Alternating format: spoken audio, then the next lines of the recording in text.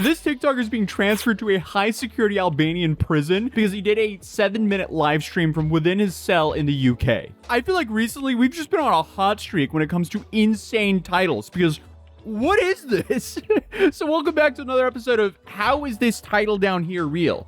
Because it is, but I do use TikToker lightly, considering any notoriety this guy has is more likely due to the fact that he was involved in a group of people who lured a guy in 2019 who was a rival dealer. They lured him into this area and ended his life with a shotgun to the face. So, yeah. So he was convicted of murder in 2022 and has spent his life behind bars since then. But according to a whole bunch of articles, since he was behind bars, he spent his time trying to smuggle in various phones so he could post on social media. Even going as far as using drones to get his phones into him so he could make social media content. But what did he do once he finally got a phone inside of jail? Well, he started taking photos of videos of him vaping, posted up in his cell, flexing some designer clothing, and complaining about UK food.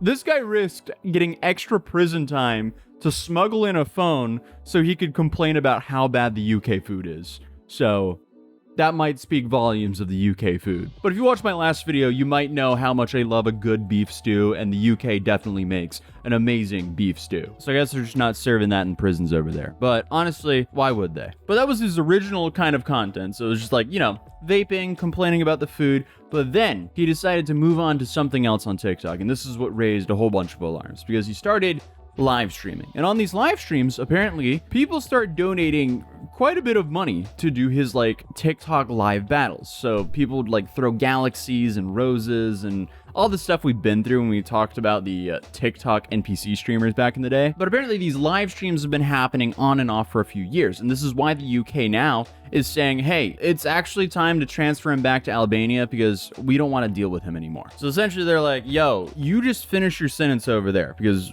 you're not our problem anymore. Because in one of the most recent live streams, all of the gifts received by this 32-year-old prisoner who's Albanian imprisoned in the UK by the name of Yogurt Marizaj reportedly totaled up to about $20,000 in just a 7-minute live stream. GG. Those are some insane numbers. I have never touched numbers like that in 7 minutes. Ever. So whatever this guy was doing on live stream was apparently very entertaining and very valuable for a whole lot of people. Because this dude somehow figured out how to go from posting dumb clips of him complaining about the food to doing live streams lasting 7 minutes and making 20 grand. It sounds a little off to me. Like, I know this happened, but how did the 20 grand in 7 minutes happen? And was this some way of hiding a payment for something that happened? I don't know, but it doesn't quite make sense to me. Regardless, 20 grand in 7 minutes is outrageous. Congratulations to him. But my main question is, who is giving him this money? Like, I mean,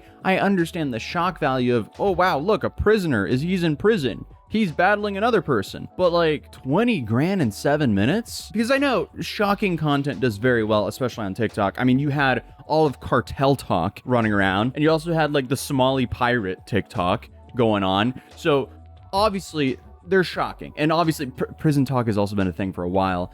But this is like the highest earning prison talk streamer in the shortest amount of time that I've ever heard of, for sure. Just to put things in perspective, I don't think that what's her name? The Pinky Doll NPC streamer? I don't think she ever made 20 grand in 7 minutes. I know they were making serious money, but I don't think it was that much. I think people like Pinky Doll would probably make up to 100 grand on some of her like peak days, but that was from like streaming for like 6 to 7 hours. I hate that I said those two numbers after each other because we're now in 2026 and that's just now a cursed number to say. But it was, you know, 6 to 8 hours of streaming would yield her 100 grand, I think, when she was at her like pinnacle of streaming. This guy, 20 grand, 7 minutes. Where's the money coming from? I don't know. And then you have the side of like, hey, when you're donating to someone in prison, what were their crimes? Who are you funding here? Because as I mentioned earlier, Yogurt, he wasn't arrested for some like petty traffic offense over here. No, he and a group of criminals decided to lure in a dealer who was a rival of them, and they decided to end his life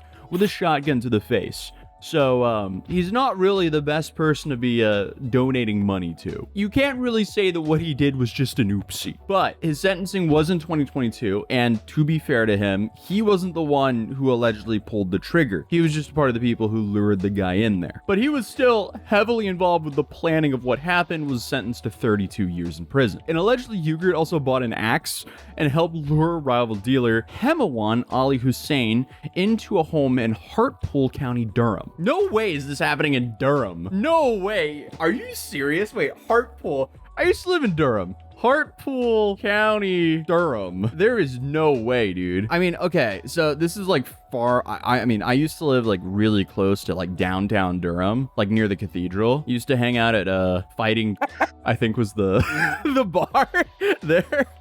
I think it was Fighting. I don't know. It's like red on the outside. It was fun times. I was very poor back then, but it was fun regardless. Wait, let's see. Let's drop in. Let's drop it on Google Maps on Durham. I want to see what it's called. I'm pretty sure it was Fighting. I wonder if the sushi spot is still there. I used to get that sushi spot all the time. And before you were like, oh wait, you were I thought you were broke. No, this was some cheap sushi. This is probably questionable sushi, honestly, because of how cheap it was. But hey, a whole lot of early day YouTube ad revenue definitely went to that sushi shop. Durham Castle. There it is. Crossgate Bridge. Oh, there's a Starbucks here now? What the? Yep.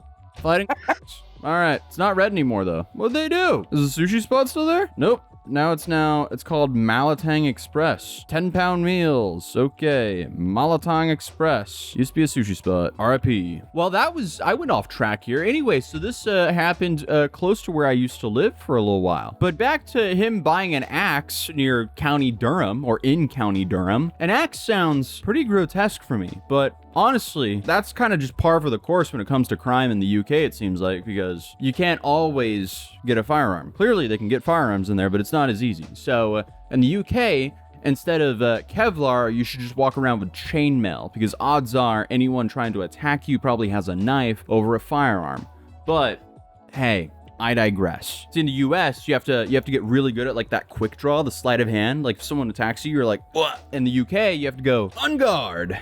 But regardless, the dude bought an axe and the guy ended up losing his life to a shotgun instead. So either way, that's not really someone you want as your neighbor. But he then fled to Belgium, but was then arrested there and extradited back to the UK. And then on top of that, he pretty quickly started smuggling phones in to participate in his TikTok live streams in prison, as I mentioned earlier. And again, he was risking it all to flex his vape, his gaming console, and, you know, complain about that UK food. And it also seemed like he was pretty unfazed when it came to the legality of it and said, at the time, even if it was confiscated, he'd just buy another phone. And he also claimed that each phone that he had to buy in prison cost $2,000. So apparently they tax in there. But he started all these TikTok lives in August of 2023. And there he went live daily for about 5 minutes. And he was bringing in about $10, $20 each time.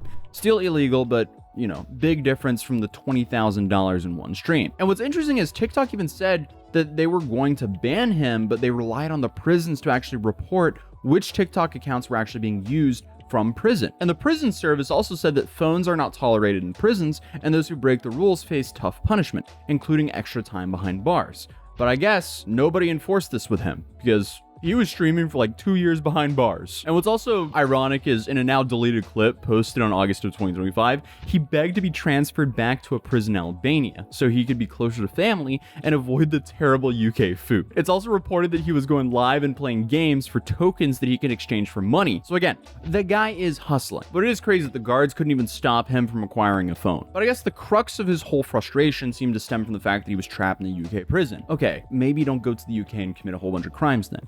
But he was upset with that. He was upset that he had to speak English and eat bad food. And he was also just very confused in why they wouldn't deport him out of the UK, because he kept breaking the rules and making a mockery of the prison system and costing UK taxpayers even more money. And when he was asked when he was expected to be sent home, he told his viewers, "I've done all the applications. It seems to me that those of us serving life sentences are not moving at all." But fast forwarding 6 months, he's still locked in prison, eating, I guess, beans and toast or whatever they eat over there in prison.